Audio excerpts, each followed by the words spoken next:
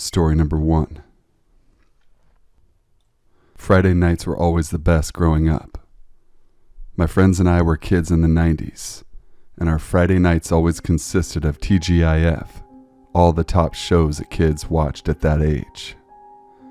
We always watched Step by Step, Family Matters, and Hanging with Mr. Cooper, among others. My house had a large bonus room down in the basement that we would all camp out in, have snacks, watch TV, play video games until the sun came up Saturday morning. We were 13 years old the night this happened. It was 3 a.m., the dead of night, and my friend said he heard a scratching sound on one of the basement windows. The weather was very windy and rainy throughout the night, so at first we thought that it was a branch. I paused the game we were playing and heard the scraping sound once more.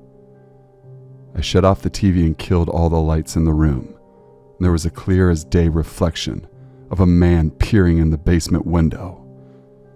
We could see his reflection in the TV screen. My friends and I locked eyes in this moment of terror, didn't make a single sound. I figured if we pretended not to see this man, that maybe he would just leave. I turned the TV back on and asked my friends if they wanted some more popcorn. I made sure I spoke loud enough for this mystery man to hear me and think we were not aware of his presence. I casually walked up the stairs and then booked it to my parents' room. I yelled for my parents to come downstairs and that there was a man outside our basement window. My dad grabbed his handgun and sprinted down the stairs, quietly opened the front door to check the perimeter.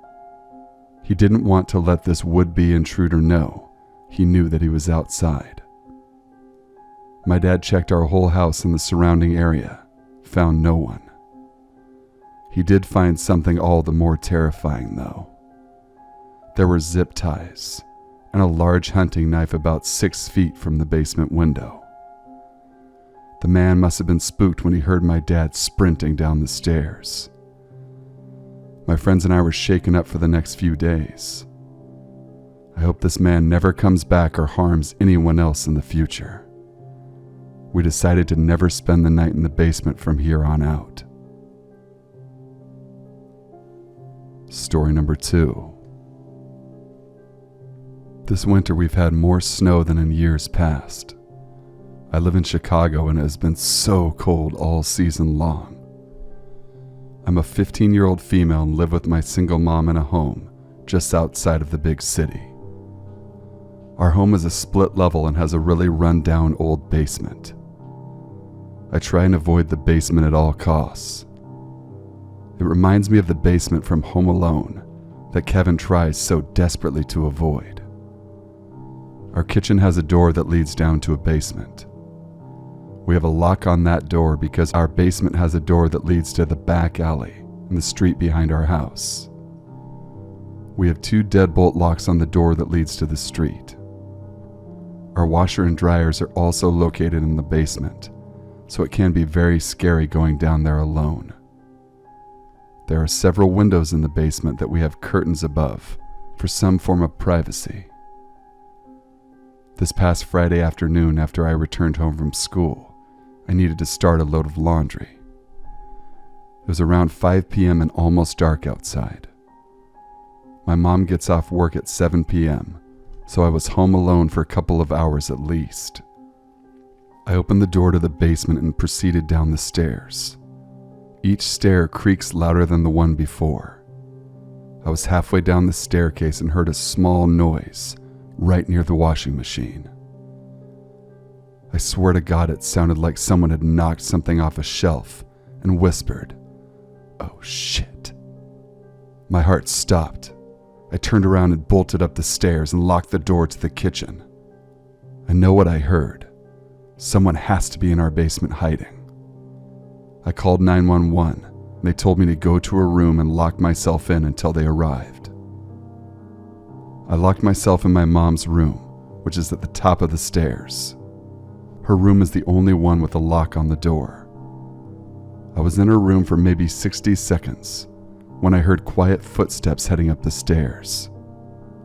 This can't be the police, because they would have announced themselves first off. I am so scared right now. My mouth is dry, and I can't quiet my breathing to save my life. A knock resonates through the thin wooden door. I know you're in there, little girl. Ha ha ha.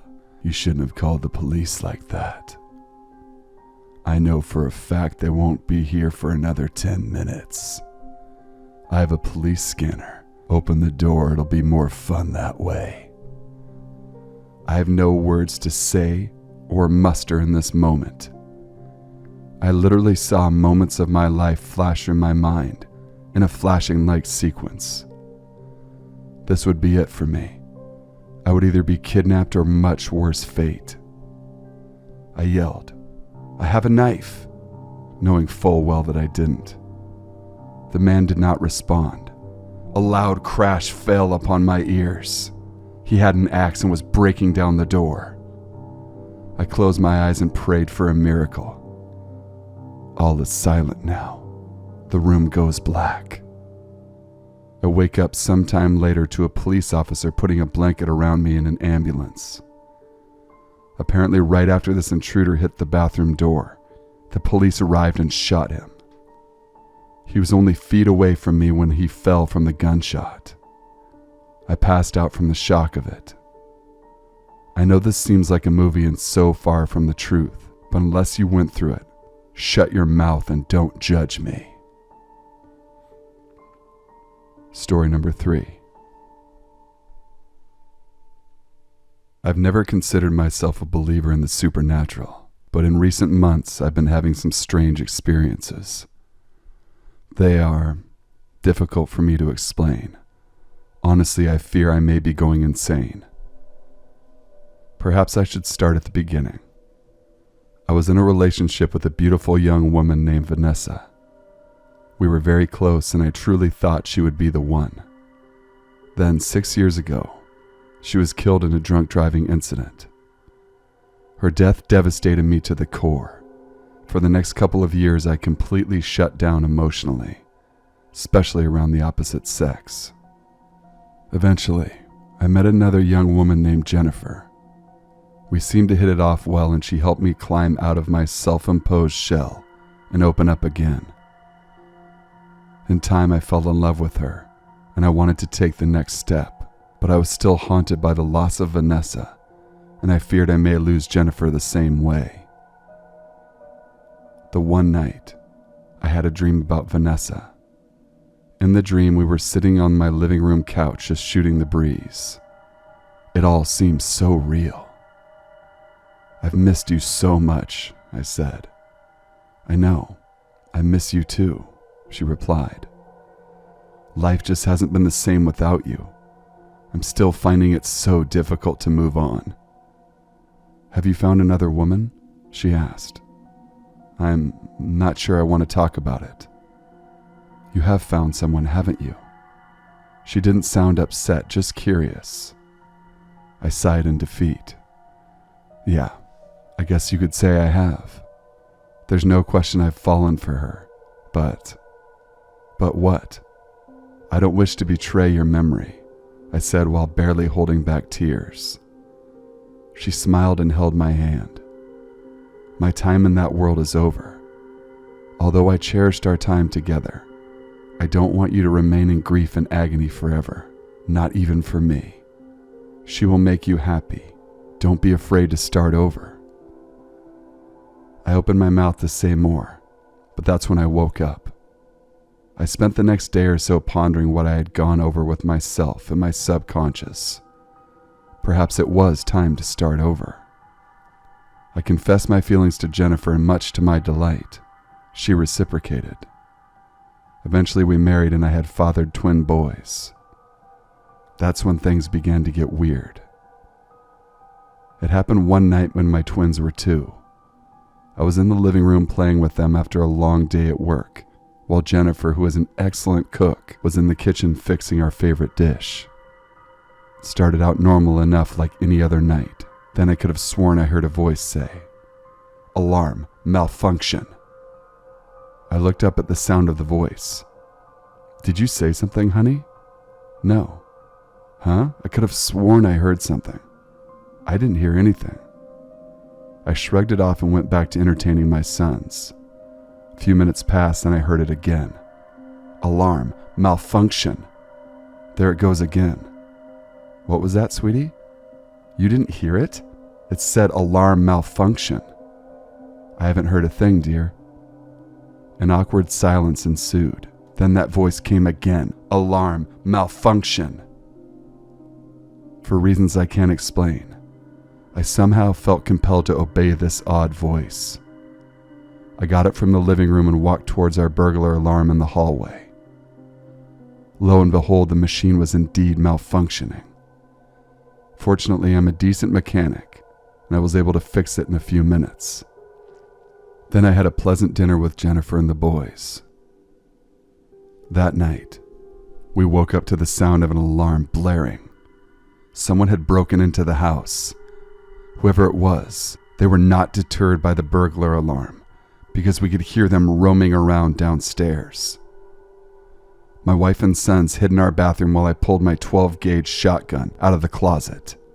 I opened the bedroom door and I saw a man dressed in black ascend the staircase. I pumped the shotgun. He stopped dead in his tracks. He remained frozen in place until the police arrived to arrest him. Jennifer and the twins would spend the rest of the night in a nearby hotel, but I stayed at home to gather my thoughts. My mind wandered back to that strange voice. Who was it? Where was it coming from? But I was less worried about that than the fact that I was hearing voices. After all, only crazy people hear voices, right? Then again, it did save my life as well as my family. But that's just a coincidence. 2 months later, I had forgotten about the whole thing. I was scheduled for a job interview with a large technical firm. Was very excited about it because this new job would help me to better support my family. I was driving to the company's main building downtown, humming my favorite songs to myself to pass the time. Then the voice returned. Don't go in there. It sounded like a forceful whisper. I turned around and looked in the back seat to see if anyone had somehow managed to sneak into my car. But no one was there. I arrived at the building and get my briefcase out of my car. As I approached the building, the voice spoke again. Don't go in there. I stopped in the middle of the parking lot. As before, I felt compelled to listen to what the voice was telling me, but this time, I tried to ignore it. Soon as I took one step closer, don't go in. The voice was louder and more insistent. It sounded more clear than it had before. It was definitely female. I stood there for several minutes, finally throwing my hands up in frustration. I turned around and walked away from the building and headed towards a bar 2 blocks away. I felt I needed a drink and badly. Before I could take a sip from my scotch, I heard a very loud explosion. I rushed out of the bar and saw something truly horrifying. The top floor of the building where my interview had been scheduled was on fire. It was burning furiously and people were running in the streets screaming. Jennifer embraced me tightly when I returned home, relieved that I wasn't hurt.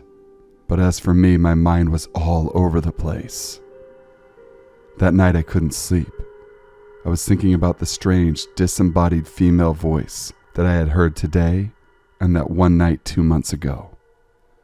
I was beginning to fear that I was slowly losing my sanity. Suddenly, it occurred to me exactly who it sounded like. Vanessa. But it can't be. She's been dead for 6 years. No, I'm going crazy. That's the only explanation. Feeling a need to clear my head, I got up out of bed and went out for a late-night drive. I hadn't been driving for 5 minutes when the voice reappeared. Danger ahead. I ignored it and pressed forward. I was approaching an intersection. There didn't appear to be any other cars on the street that night. Danger ahead. I began driving faster. Danger ahead. I entered the intersection, and I heard a loud crash. Next thing I knew, my car was flipping over, and all I could hear was the sound of broken glass and twisted metal. My next memory was of some strange, empty void, although my vision was blurry, and I couldn't make out what it was. The voice spoke once more, but in a calmer and reassuring tone. It's not your time yet. Your family needs you. Farewell. I love you. A bright flash of light, and I woke up in a hospital bed, surrounded by my friends and family. If you're having a hard time believing this story, I don't blame you. I understand that these accounts sound like the rambling of a crazy person, but I just can't ignore everything that happened. Remember the dream I mentioned earlier? Was it really just a dream or a message from beyond?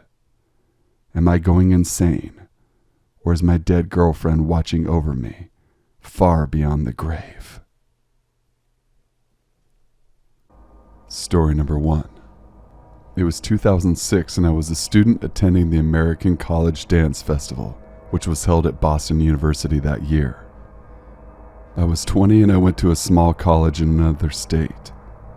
There were about 10 of us who went on the trip. My college flew us out to Boston, but didn't have funds for hotel accommodation, so we all stayed with anyone we knew in Boston. One of my best friends from high school was studying in another college in Boston, so I crashed at her apartment for the festival. Each day we would start with some dance classes early in the morning on the BU campus. I took the subway to get from my friend's place to campus, and I had to take the very first train in the morning to get on there on time. The nearest subway stop was one of those very small and simple ones, where there's just a platform with stairs leading up to the street on either side. No employees or kiosks. I had little experience in navigating large cities and subway travel, and I was nervous to get around this way, especially since the early hour, and the small stop meant I was often there all by myself. So when I saw a worker in MTA, Massachusetts Transportation Authority vest, sweeping snow off the steps one morning, I was immediately relieved. Boy, was I wrong. I went down the stairs and sat on a bench on the platform alone. Shortly afterwards, the worker came and stood uncomfortably close to me with his broom. He kept looking at me out of the corner of his eye. I thought his behavior was creepy, and I noted to myself that he obviously had not had time to finish clearing the snow off the steps. I was getting really tense when a couple, who were being loud and appeared drunk from the night before, came down and waited on the opposite bench. The worker didn't move, kept side-eyeing me. The train came and was already very full. I grabbed one of the last remaining seats, and the MTA worker boarded the same car and stood near me. I could see his reflection in the window of the subway car as he stared at me for the whole ride. He didn't seem to be aware I could see him staring. When I got off at my stop, he got off too and started following me. Luckily, my dancer's legs propelled me through a big crowd of people, and I lost him as he followed me off the train. I had the deepest, creepy feeling about the whole thing. Still gives me the willies over a decade later. Story number 2. It's been a few days since this took place, and I'm still very creeped out. Nothing really happened, but it feels like a close call type of situation that could have gone very badly. This is my first and hopefully last time I post on this subreddit. I'm currently taking a first-year astronomy class in university for an easy credit. When we were discussing the planets, a professor mentioned that Jupiter and Saturn are highly visible in the southwest sky in the evening, and that the first star you see is actually Jupiter, which is pretty neat. I decided to go out that evening by the lake and sure enough, was able to see Jupiter. Now, the light pollution in this town is very bad, but down by the waterfront the light is somewhat minimized. There are also no street lamps in the immediate vicinity, which makes stargazing very decent. I began to go down by the waterfront at dusk, around 7 p.m., and staying a few hours to observe and learn the constellations using a stargazing app. I did this for almost 2 weeks straight, weather permitting. My professor also mentioned to the class that binoculars are better for stargazing than a telescope for beginners, so I bought a pair of binoculars online. A few nights ago, I decided to go much later, around 9:20 p.m. with my new binoculars for the first time. I wanted to try to take some pictures of Jupiter with my phone looking through the binoculars.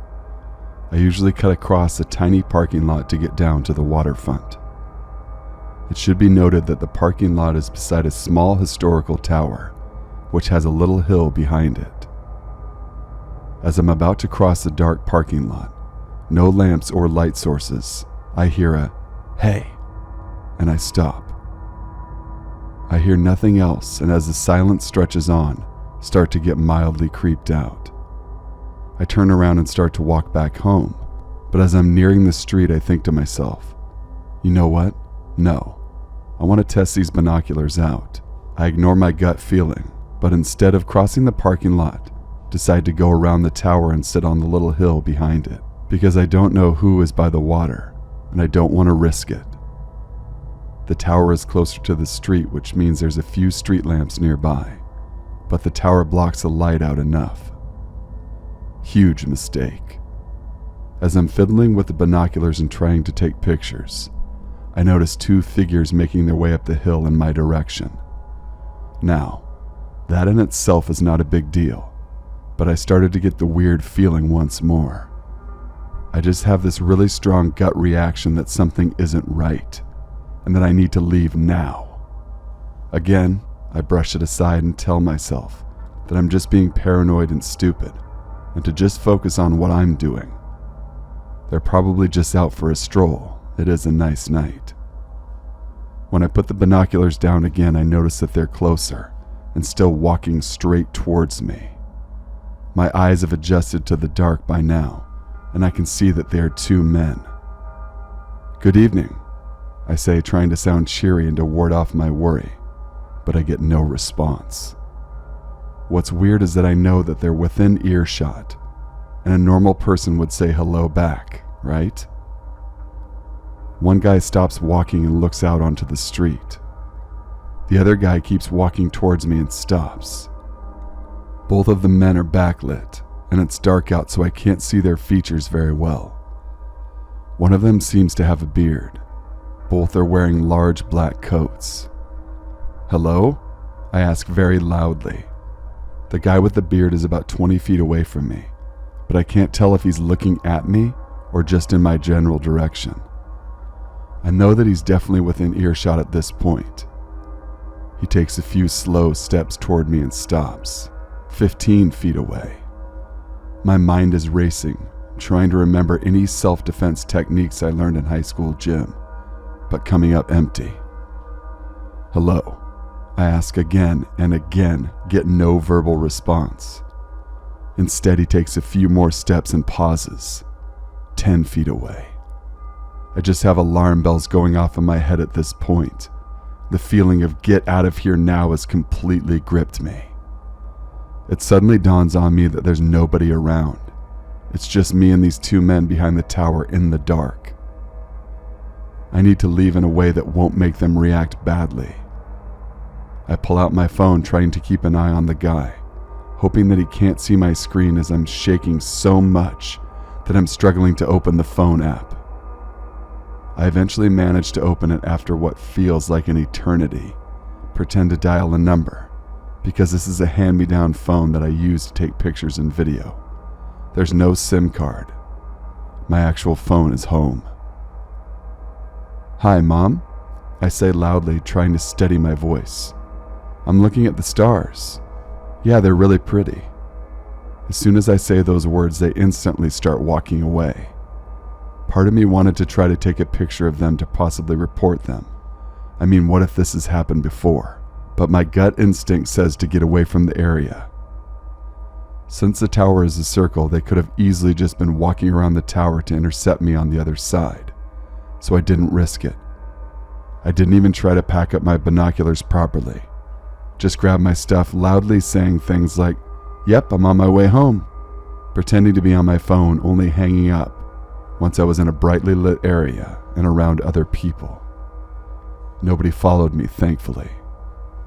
I'm still a little shaken up, which is admittedly a little silly since it's already been a few days, and I should be over it now because it was such a minor incident.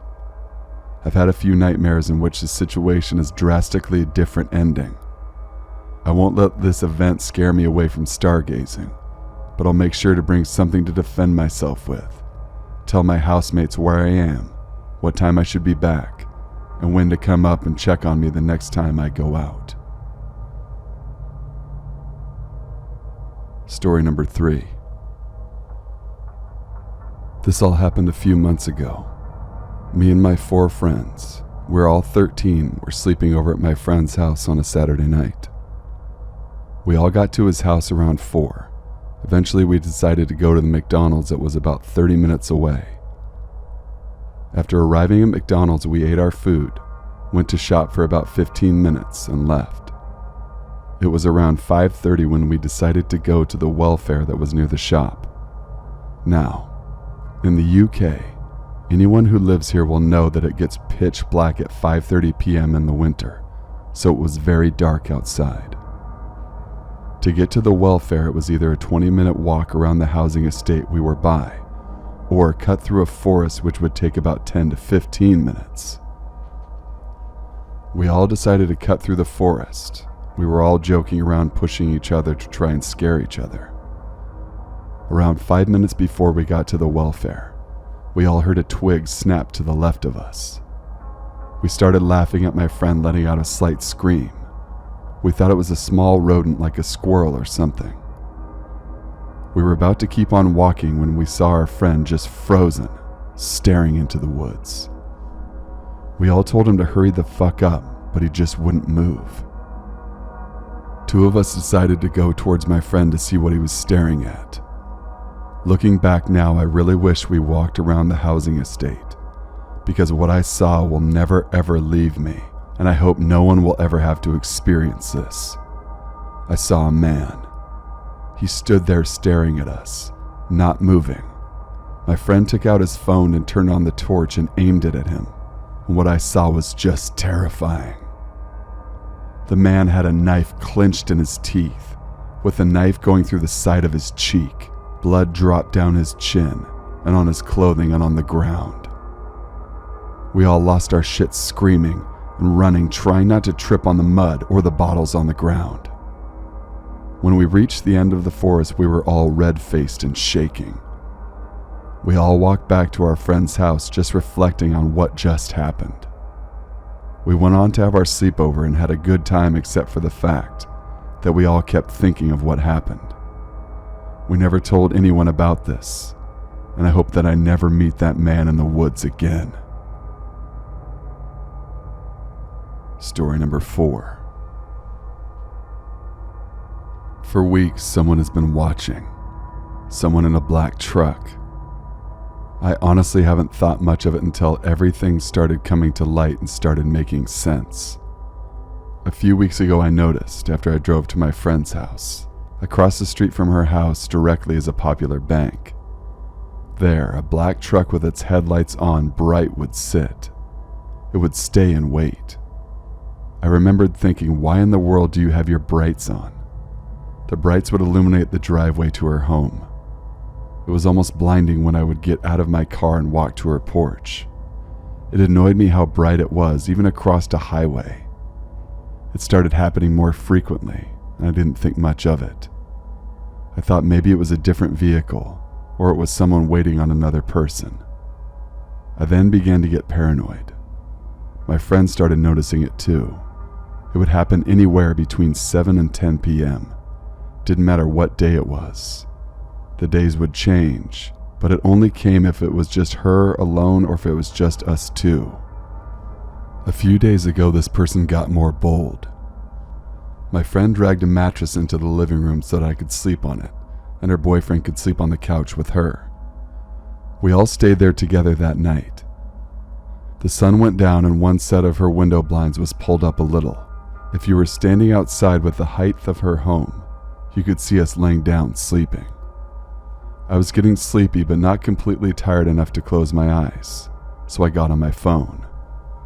If you look out the window, you can see a flashing sign to a gas station. I laid there and noticed the flashing as it illuminated her room ever so slightly. Then it disappeared. I thought how odd it was when I began noticing it. Then the flashing started about 5 minutes later, and I felt at ease again.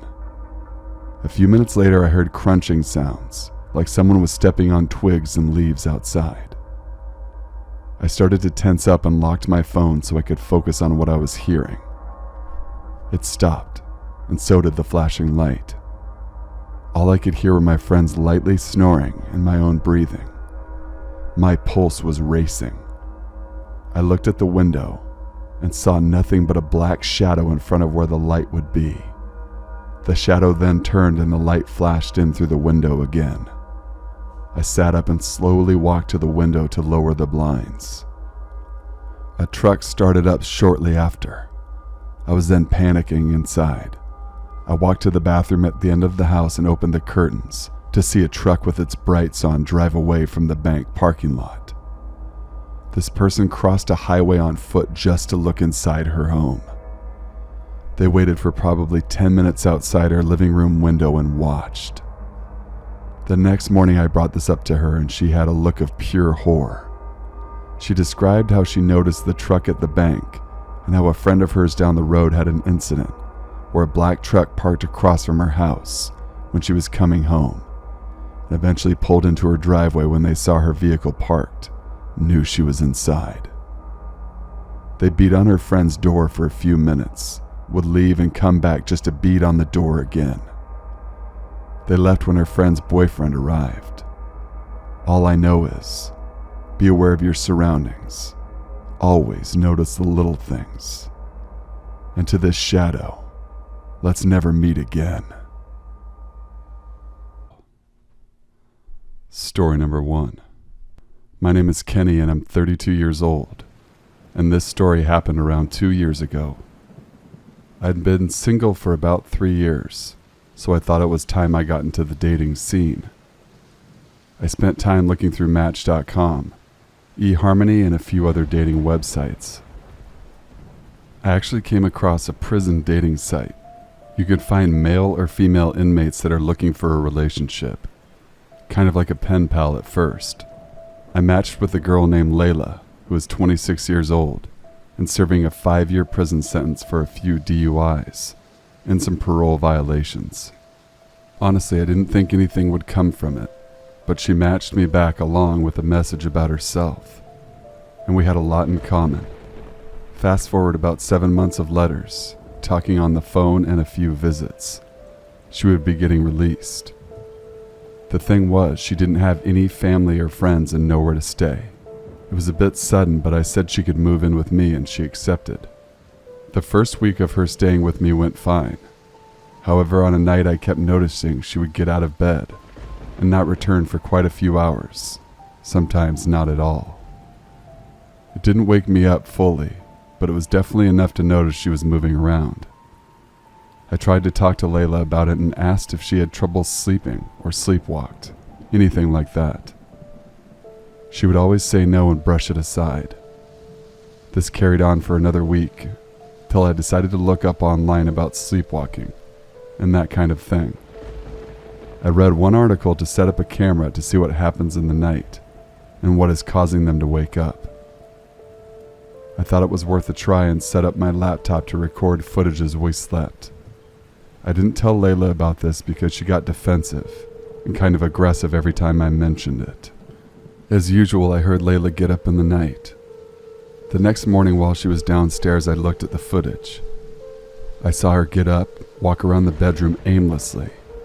This went on for about 3 nights, until the 4th night when she sat up in bed and turned and looked at me. This isn't creepy. The creepy thing was she stared at me straight for an hour and 35 minutes. I was creeped out but not yet alarmed. The next few nights were the same. Layla would wake up and just stare at me for long periods of time. One night, however, scared the hell out of me. I saw Layla walk downstairs after waking up, which is the first time she had done that, but when she came back, she was holding a large kitchen knife. My blood ran cold while watching this. She then walked beside the bed and stood next to me, and held the knife close to my face. After standing there for almost 2 hours, she placed the knife under my pillow. I went to see if it was still there, and it wasn't. After checking the footage, it shows shortly after she went back to sleep. She must have removed the knife that morning after waking up, which scared me and still scares me to think. How did she know it was there, and even how it got there? The next night I struggled to sleep. In fact, I didn't sleep because I could hear Layla walking around in the night.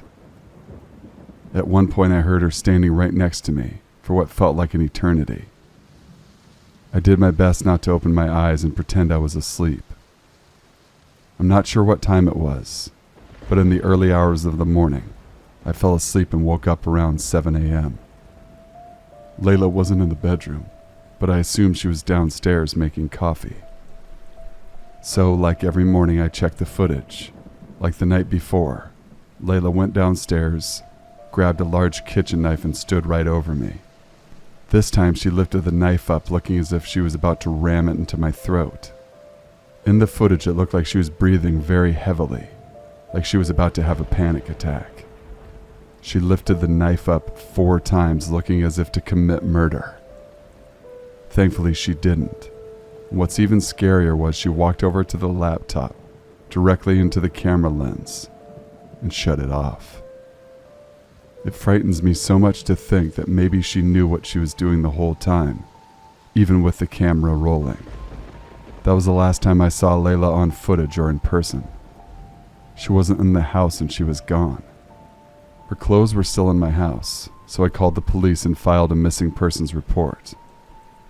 Like I said, this story happened 2 years ago, and to this day, me nor the police have any idea where she went. The only thing she took with her was that large kitchen knife. Story number 2. My name is Jasper, and I'm 22 years old. This story happened to me 4 months ago. I lived in the Netherlands, and I had been single for about 1.5 years, and wanted to try and meet someone. I decided to download the app Tinder. I was swiping left on most girls I came across, and swiping right on a few that I thought were interesting based on their information. I swiped right on a girl called Louisa, who was 20 years old. She studied at the University of Amsterdam, played field hockey and enjoys camping. She was pretty cute and seemed cool. About 2 hours later I got a match with Louisa, and a message saying hello with a smiley face.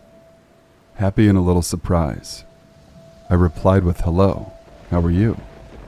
We got to know each other for a little bit, and after about 2 days of talking we arranged to meet up. She wanted to meet me in Rotterdam, near the Erasmus Bridge. I live in a town called Delft, so a train ride to Rotterdam wasn't too far at all. I think it was a Thursday night we arranged to meet up, and the plan was to grab dinner, have a walk around the dock, and then stay the night in a hotel, in separate rooms. I arrived in Rotterdam at 4:30 p.m. and got an Uber to the Erasmus Bridge, where we planned to meet. I messaged Louisa telling her I had arrived. She replied saying, cool, come around to the back of the hotel. Weird, but okay, I thought. I took a short walk around the nearby hotel, and at this point it started to rain. I saw Louisa and was happy to see her, but that good feeling didn't last as she got out of a car and walked towards me.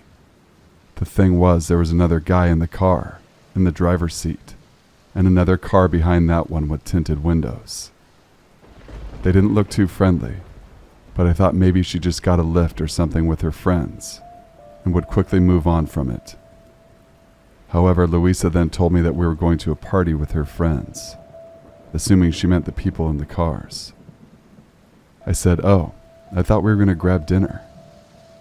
She turned to look at the cars and then looked back at me. Oh, yeah, we are. but I thought we would go to the party with my friends first. I had no idea who these people were inside the car, or how many there were for that matter. I was getting bad vibes from this whole situation, and even from Louisa. Something just wasn't right. She then said to at least meet her friends. I was skeptical, but I thought I could at least see what they were like. But all she did was walk me over to the first car and say, "That's Seb in the driver's seat." And she then listed out a few other names of people who were in the other car, mainly girls. I said hello to Seb. He didn't even respond to me. After that, Louisa said, "Shall we go to the party?" There was no way I was going to get into either one of those cars. I told Louisa no and that I was uncomfortable. At that point, Louisa looked irritated and she continued to try and persuade me to get in and go with her. I declined each time. She then looked at the second car and I guess made some kind of signal to them, because 4 large men got out of the car and quickly approached me.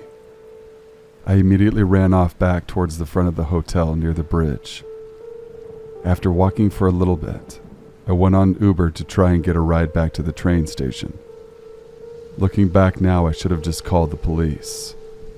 I'm not really sure why I didn't. Anyway, I caught an Uber to come and pick me up, and I'm not kidding, it said Seb is on their way. After looking at the picture, it was the same Seb who had just tried to attack me with his gang. I quickly canceled it and jogged to the train station. It wasn't too far and I was very sure my adrenaline could get me there. Thankfully, I managed to get to my train and back home safely. As I was so focused on getting home, I never checked my Tinder. When I did, I saw that Louisa had messaged me. It said, "You should have just gotten the fucking car." I blocked and reported her.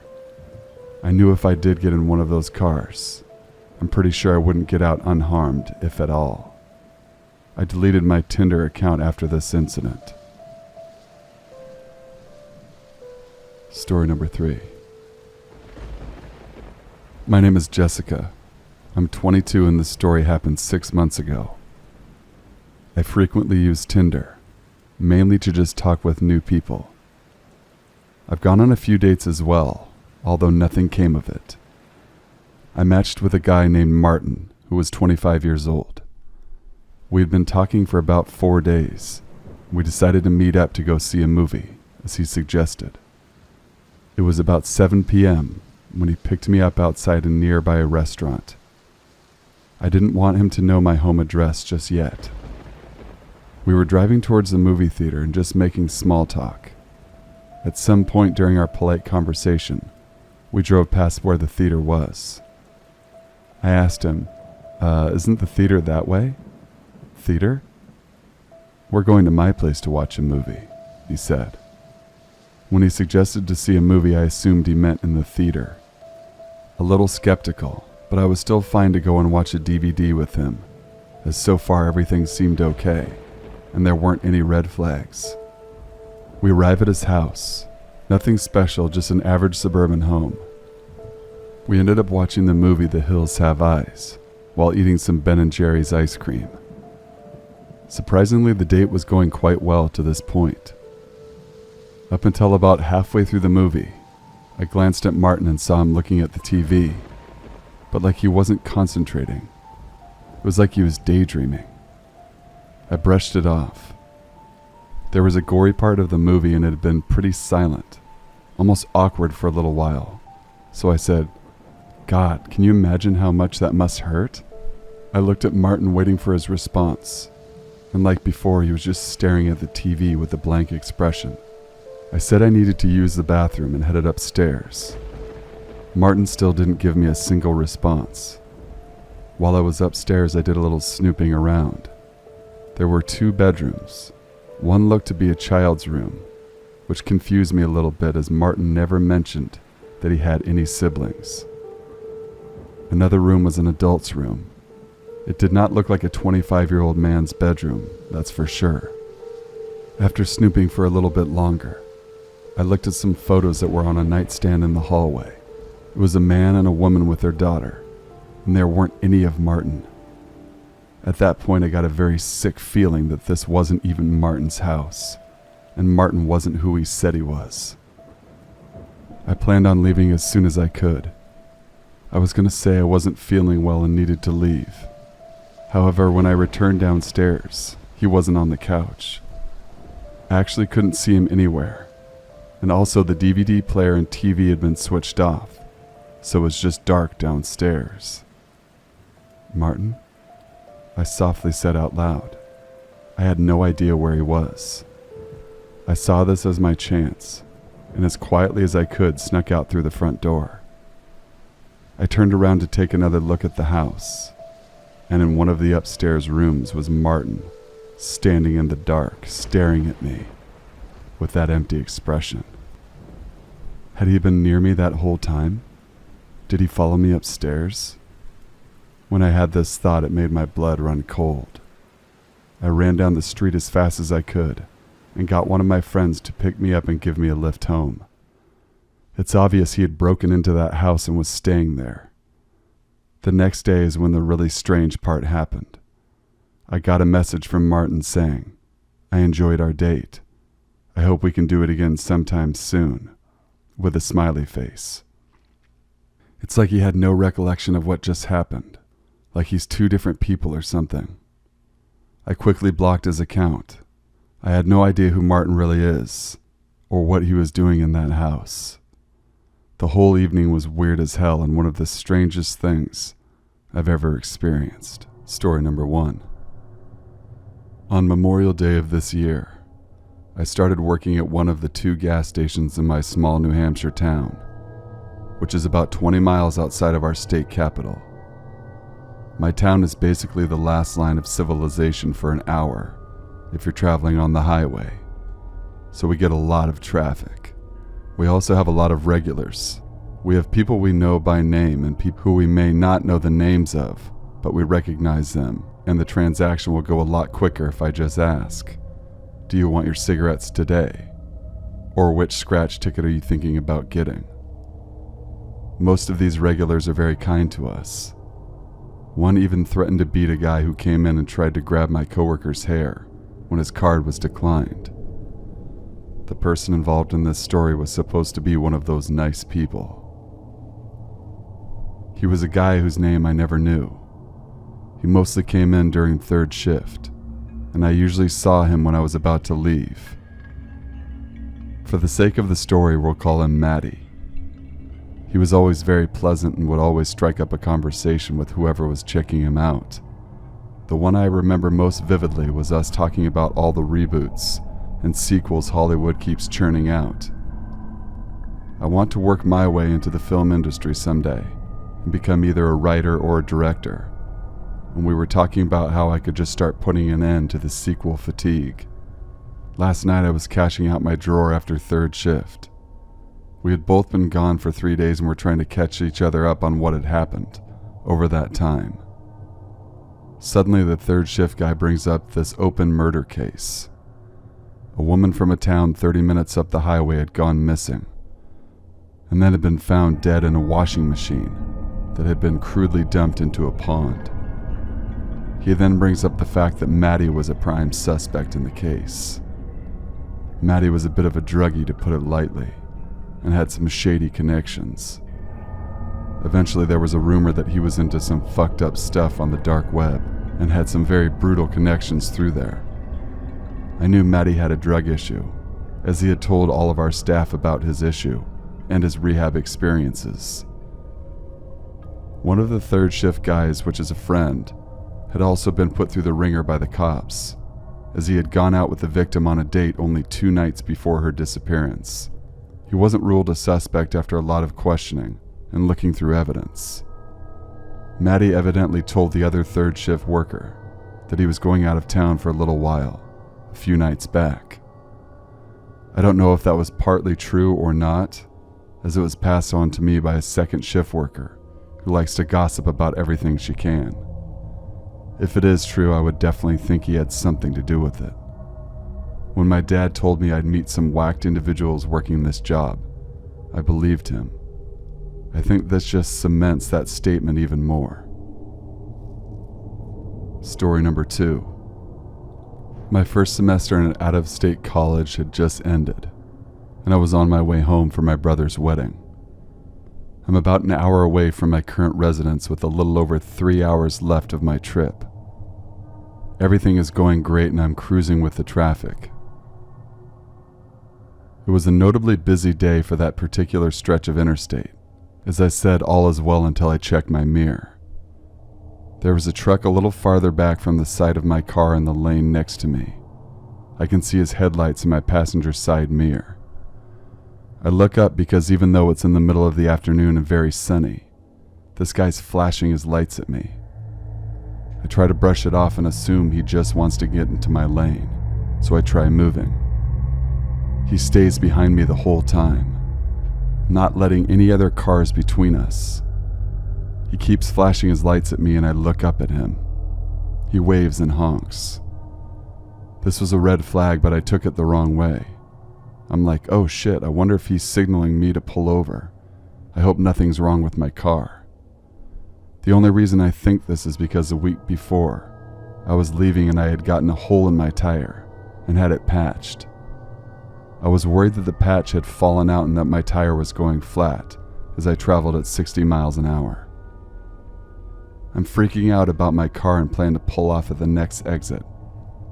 Fortunately, it comes up quickly and there's a gas station with some customers visible from the exit ramp. I head there and pull up at a gas pump, and of course the trucker follows me off the interstate and into the same parking lot, but he parked in a designated truck zone only. I get out just before he parks and walk around my car, doing a quick inspection. I see him start to get out of his truck and I decide to buy gas, even though I filled up before I left. As I swipe my card to pay for the gas, the truck driver had reached my car. Lucky for me, since I was already pretty freaked out by him following me off the exit, I had my phone in my hand with 911 already dialed, so all I had to do was hit the call button. I left my driver door open and stayed between that and the gas hose. The first thing this guy says to me is, "Well, aren't you pretty?" I'm screaming in my head now, imagining all the possible scenarios for an emergency escape. He looked to be in his late 30s or early 40s, and about 170 pounds. Me? I'm 18, 125 pounds, without much muscle or fat anywhere. I wouldn't have been able to fight back much. Anyway, I tell him thank you. He offers to buy my gas and I decline, saying my parents gave me money. I was actually worried that he would expect something in return if I had taken his offer. He asked me questions like, where am I from? Where am I going? Something went off in my head that just said, lie, lie, lie. And so I did. Didn't tell him what college I really went to, where I was really headed and what I was doing. Nothing. My gas was done pumping after 1 minute, a whole $12. And with that I told him goodbye, jumped in my car and got the hell out of there. I kept an eye on him as he left, making sure he didn't follow me any longer, and he didn't. I never saw him again.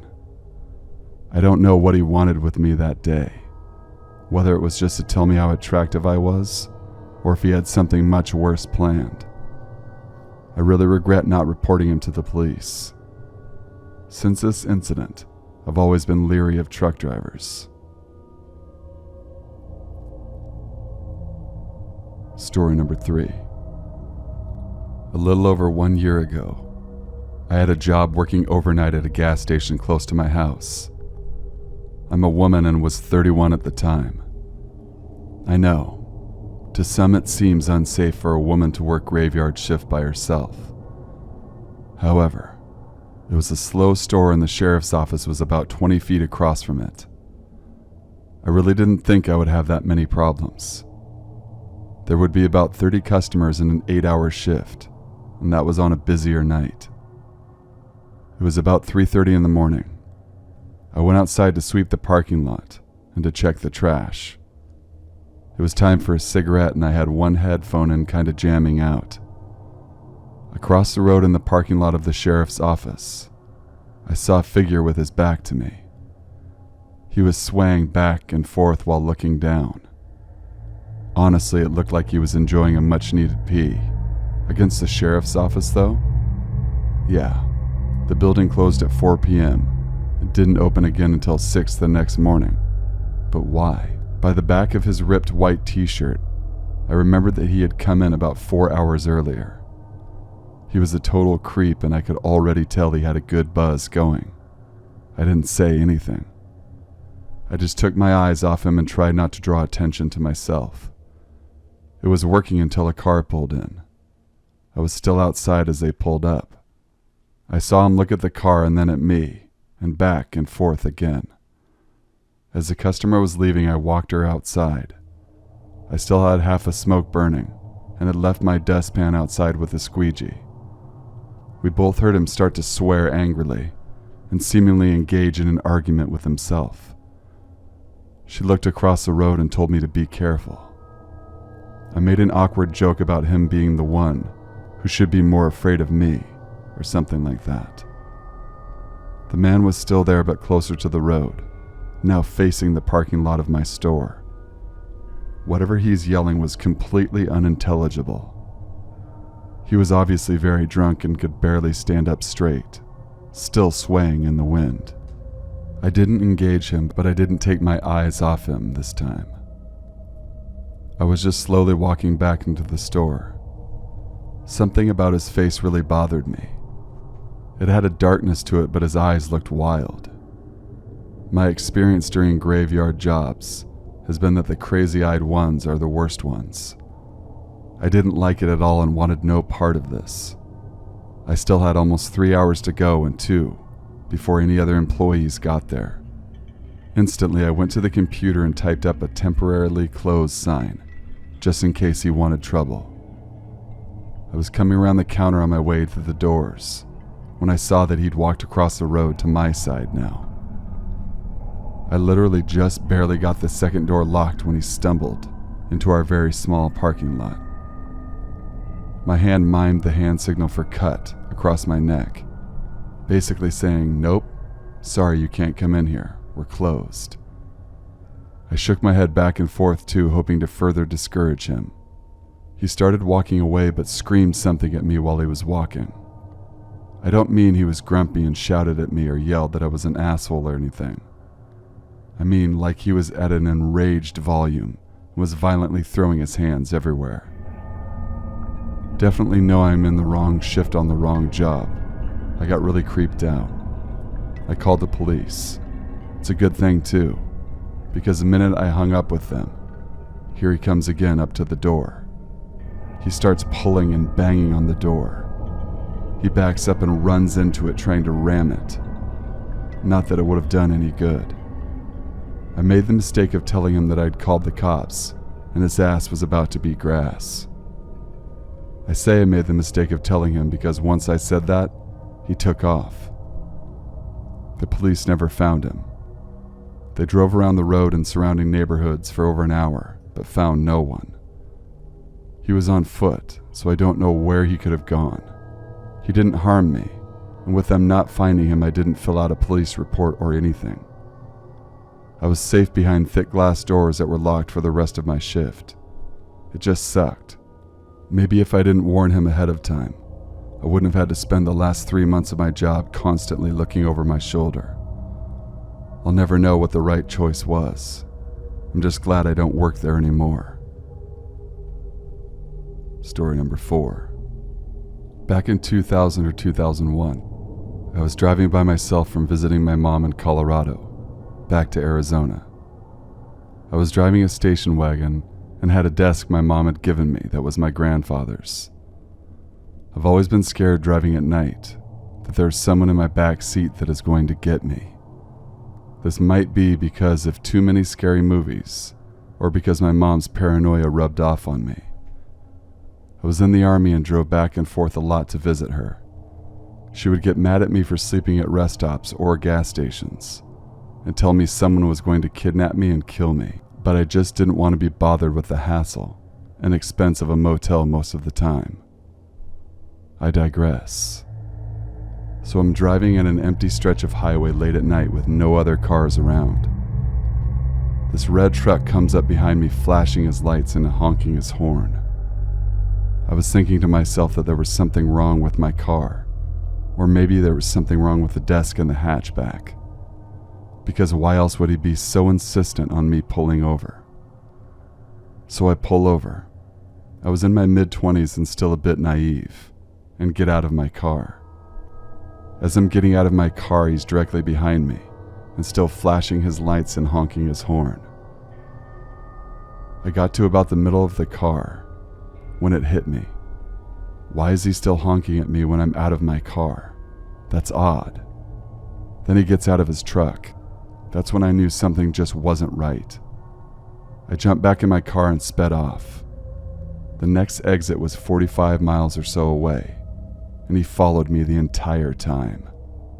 I take the first exit to a crowded gas station with a laundromat next to it. There was an ambulance parked at the laundromat with its lights flashing, and I was next to it. I figured if there was an ambulance, then eventually a police officer would come. The man stayed in his truck in the gas station parking lot, watching me the entire time. I was so terrified. I did not want to get out of my car, and I felt like an idiot if I would have just told someone what happened.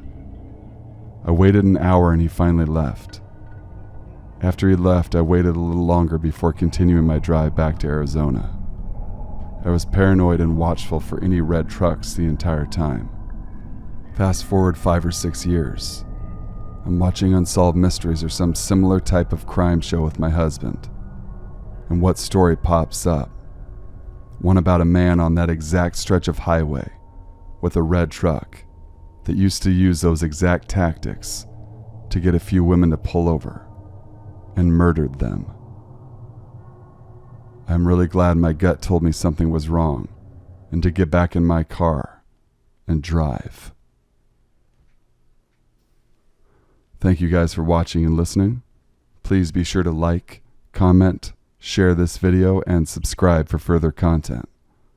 Be sure to email me your story ideas to thesinfulsavant@gmail.com. My email address is in the description box below. Until we meet again, stay sinful.